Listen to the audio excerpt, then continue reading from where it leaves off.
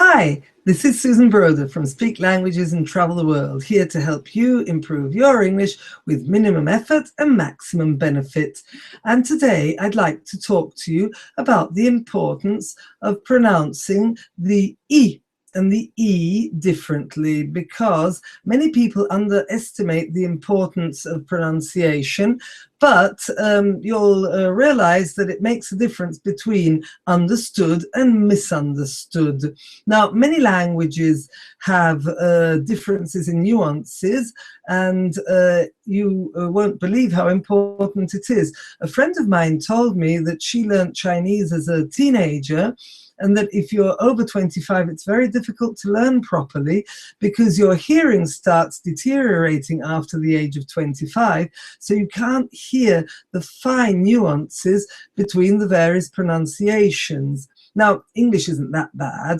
However, it does make an enormous difference if you pronounce the short E or the long E correctly. So I'd like you to, first of all, look at my mouth when I pronounce the two words, because it's not so evident. Let me get a bit closer so you can see better. Okay.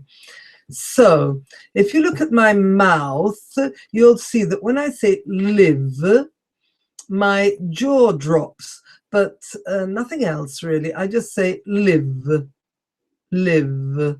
You can see the L of my tongue moving, and you don't see anything else move, just my jaw drops. Live, live. You try saying it. Live, live. Now, if I want to say leave, you'll automatically notice that the corners of my mouth move slightly. Leave, leave. Now I'm exaggerating it a bit because it's better to say live and leave. But without exaggerating, look at it. Live, leave, live, leave. Now I suggest you try that in the mirror. Live, leave. And why? Because it does make a difference. If you say, I live a very busy life, or I leave for work at different times every day, it makes a difference. And I'd also like you to notice, for example, that many of my students have trouble distinguishing the pronunciation of this and these. Now, this has various problems. So this is a short word and ends with a s that sounds like a snake. It's singular. These is longer and ends in an S, but it sounds like a Z. Now, what my students do is that they mix the two and they make it neither long nor short. So they'll say these, they'll say these is. So they add a Z sound. Now, I don't know at this point, are they making a mistake and they're using the plural these and they should be saying these are, instead they're saying these is? Or are they trying to say this and forgetting to make it shorter and make a more snake-sounding sound? So for me, it's very important that you manage to say this and these. And again, look at my mouth. This, these. It may not move a lot, but it does move. Now, let me tell you a story.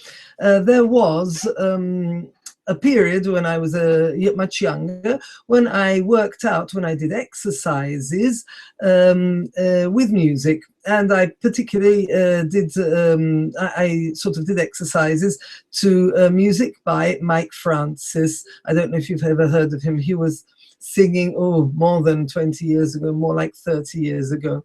And one day, I'd never listened to the words properly. As I was doing my exercises, I suddenly realized that he said children. It was a song about children, but he didn't say it short, children. He said children.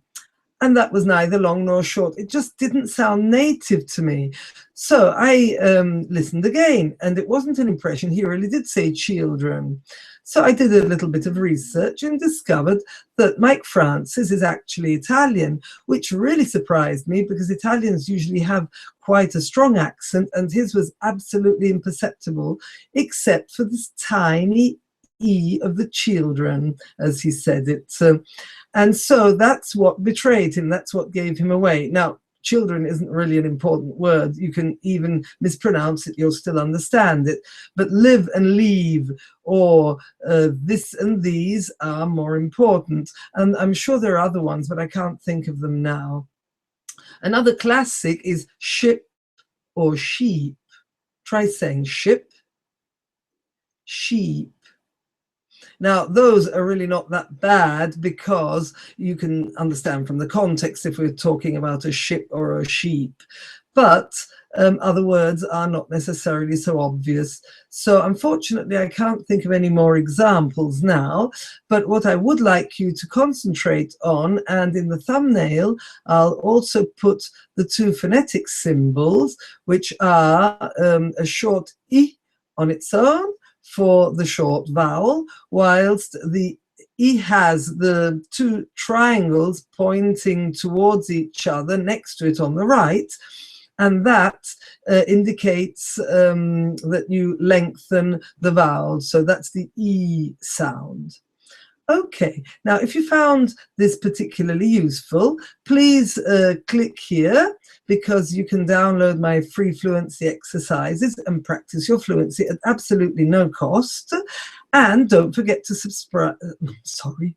Don't forget to subscribe by clicking here on the button, so you can always know when I'm sending you or when I'm uploading a new video. Okay, that's all for today then. I'll see you again another day. Bye. Have a nice day. Goodbye.